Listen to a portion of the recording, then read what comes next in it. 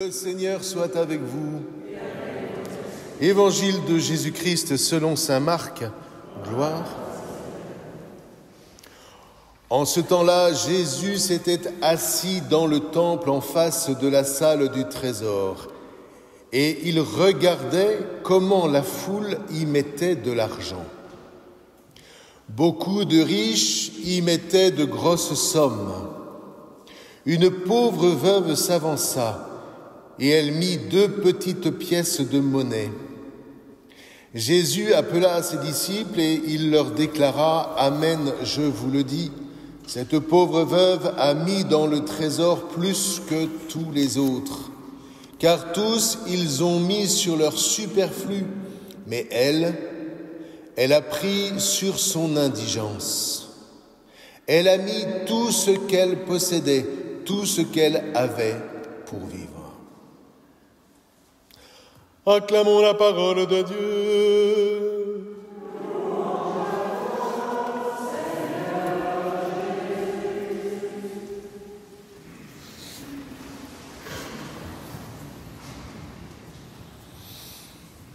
Alors aujourd'hui, on va réfléchir sur... on va essayer d'entendre le message de Dieu concernant la pauvreté.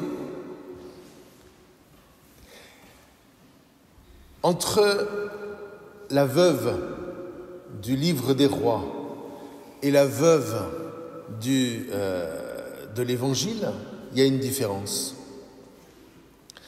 C'est que la pauvre veuve du livre des rois n'a pas choisi sa pauvreté. Quand vous êtes pauvre, quand vous êtes soumis au danger de la misère. Vous faites la différence entre pauvreté et misère. Le pauvre, c'est celui qui a juste ce qu'il lui faut pour vivre. Le miséreux, c'est celui qui n'a même pas ce qu'il lui faut pour vivre. Là, on est sur la frange, puisque la veuve est pauvre, elle a juste ce qu'il lui faut pour un repas, et ensuite elle tombe dans la misère. Et voilà que le prophète Élie, nous dit-on, vient, et que dans le fond, il ne va pas la rendre riche, mais il va faire en sorte que de pauvreté, cette veuve et son fils ne tombent pas dans la misère. Voyez ? Et dans le fond, vous voyez, c'est ce que l'on apprend dans la foi. C'est difficile pour nous aujourd'hui, parce que nous sommes dans un monde globalisé qui ne parle que de l'argent roi. Je vous le dis, je vous l'ai déjà dit, je vous le redirai, tellement il faut on est tellement martelé qu'il faut toujours se rappeler les vérités les plus essentielles. L'argent en lui-même n'est pas mauvais. Mais quand l'argent devient roi, à ce moment-là, ça devient quelque chose d'abominable. Car l'argent roi n'a pas d'état d'âme. Et aujourd'hui, nous sommes dans un monde qui ne fonctionne qu'à la mesure de l'argent roi. Ce qui fait que, dans le fond, quand vous êtes pauvre, vous pouvez tomber dans la misère et personne ne fera, en tout cas, le système de l'argent roi ne fera absolument pas attention à vous, vous ne l'intéressez pas. Alors ça se voit peut-être pas trop à Matour et dans les environs, mais croyez-moi, allez aux États-Unis et la misère, vous allez la voir. Vous voyez ? J'étais dans les cités à Toulon il y a quelques années encore. J'ai vu des gens pauvres. Je n'ai pas vu de gens misérables. Car ce que j'ai constaté dans les cités, c'est qu'il y avait cette solidarité entre pauvres, entre guillemets, c'est-à-dire des gens qui avaient juste ce qu'il leur fallait pour vivre. Vous voyez ? Mais la richesse de ces gens, de ces frères et sœurs, c'était de croire en Dieu.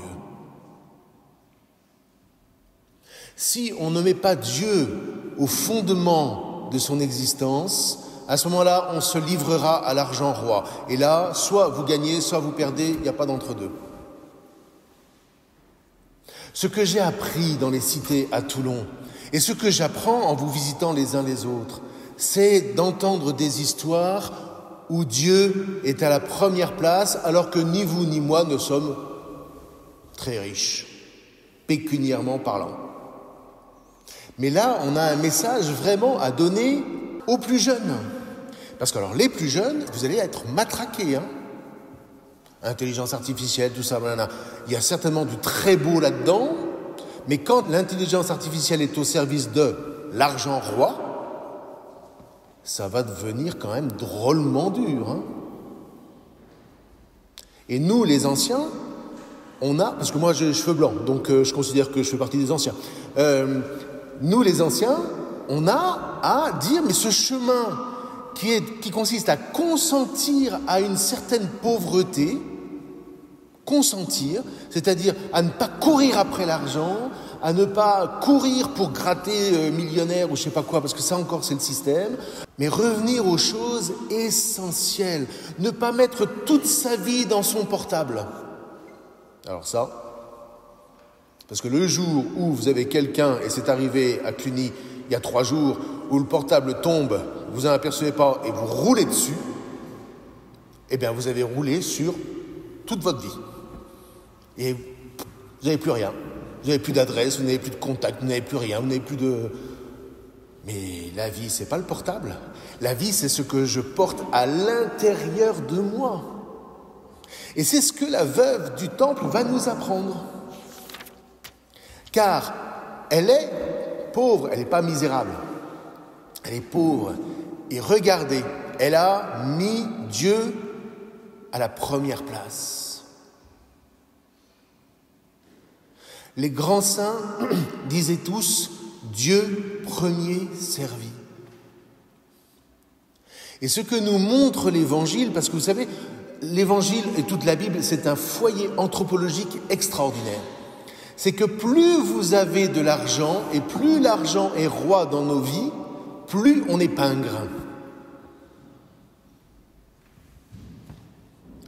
Ce que nous apprend celle qui n'a rien, c'est qu'elle va donner tout ce qu'elle a au trésor du temple, parce que pour elle, Dieu est la vraie richesse. Alors évidemment, quand on dit Dieu, aujourd'hui, il faut s'expliquer un peu. C'est pas le Dieu juge, c'est pas le Dieu qui nous regarde d'en haut et qui nous dit ceci. Parce qu'un tel Dieu, à la limite, il faut se révolter contre lui, c'est pas ça. D'ailleurs, le mot Dieu est un mot piégé. C'est l'être. C'est l'être qui est à la fois paternel, parce qu'il nous maintient dans la vie. Qui peut, parmi nous, se dire « c'est par moi-même que je suis vivant » ? Vous voyez, tous les matins, savoir que l'on est pauvre de notre existence même. Tous les matins, j'ouvre les yeux et je me dis « Seigneur, me voici ». C'est une manière d'entrer dans la gratitude pour l'existence que je reçois et dont je vais être donc responsable toute cette journée. Plutôt que de me lever et de courir sur un écran pour voir ce que j'entends il n'y a pas longtemps, pour voir où en sont les actions que j'ai achetées. Vous voyez ?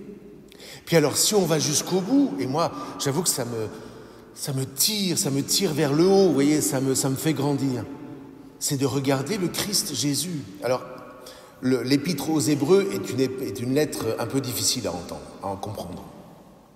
Mais ce qu'elle nous dit dans le passage qu'on a entendu, c'est quoi ? C'est que Jésus, lui, a manifesté sur la croix que pour lui et pour ceux qui le suivent,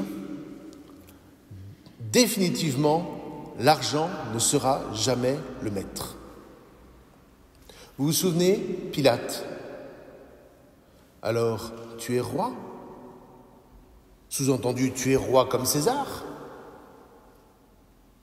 Jésus lui répond, « Mon royaume n'est pas de ce monde. »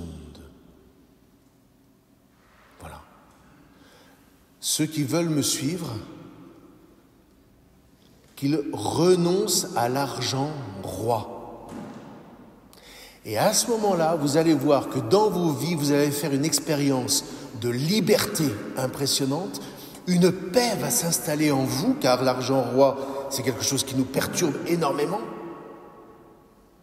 Et puis, vous allez vous ouvrir à une autre réalité. Vous voyez ? L'argent roi, c'est le monde de la ville. Si vous n'avez plus d'argent, vous ne pouvez plus rien faire. Moi, ce que j'aime bien dans nos contrées ici, ce que je n'avais pas dans les cités, alors pour le coup, ça c'est vrai. Ce que j'aime bien dans les contrées ici, c'est que vous avez la terre. Et la terre, il faut en prendre soin. La terre, je ne peux pas tirer sur les poireaux pour les faire pousser plus vite. Je suis obligé de sortir de la dynamique argent roi. J'ai faim, je vais acheter un cordon bleu, bien industriel, et je satisfais ma faim. C'est pas la vie. En revanche, si vous vous asseyez et que vous contemplez 3 minutes, ce que j'ai fait en arrivant ici, pourquoi je suis arrivé pas trop à l'heure, c'est pas un moment, j'ai ralenti, tellement les paysages étaient magnifiques. Contempler. Et à l'intérieur de soi, rendre grâce, remercier. Se rendre compte que nous sommes bourrés de cadeaux, bourrés d'attention de la part de Dieu. Et se rendre compte que si moi-même je rentre dans cette action de grâce, si je songe au Christ Jésus, alors je pourrai lever mon regard vers le ciel. Sortir le regard de mon écran, le lever vers le ciel. Intérieurement, me dire que ma destinée n'est pas uniquement d'être riche pécuniairement parlant, mais d'être riche intérieurement. D'être en communion, alors avec la nature, certes, mais surtout avec mon voisin, ma voisine, ma famille, les défunts qui nous ont précédés, tous ceux qui vont nous suivre. Je suis responsable pour ma part de tout ça. J'ai à prendre ma part de responsabilité. Et l'argent roi ne fait pas partie de ce monde. Sortir de la convoitise. Sortir de tout ce qui me rend prisonnier de moi-même. Et goûter à cette joie que Jésus nous a manifestée. Alors certes, et je terminerai par là, il est mort sur la croix, on est d'accord. Mais n'empêche que, avec la croix, il dit vraiment, je renonce à ce que le monde met en premier, je renonce au pouvoir, je renonce à l'argent roi. Et oui, je meurs, parce que vous me mettez à mort, vous ne pouvez pas entendre mon discours. Mais le 3e jour, je ressuscite. Et le 3e jour, je vous montre un monde nouveau. Eh bien, frères et sœurs, vivons de ce monde. C'est le sens du baptême, c'est le sens de la confirmation, c'est le sens de l'Eucharistie. Vivons de ce monde. Et je vous promets, vraiment je vous promets, quand on sait reconnaître Dieu dans l'existence, il n'y a aucune épreuve que nous ne sachions traverser et vaincre. Ce n'est pas moi qui le dis, je vous laisse sous cette phrase. Alors pour le coup, d'une pauvre veuve d'aujourd'hui, qui était ma voisine lorsque j'étais à Toulon, j'enterrais son mari le lendemain, qui a été cantonnier toute sa vie, et elle me fait cette réflexion. Vous savez, mon père, on a la foi avec mon mari, et on s'aimait tellement qu'on pouvait tout vaincre. Eh bien, c'est ce que je nous souhaite à vous et à moi. L'Eucharistie nous est offerte pour ne jamais l'oublier. Amen.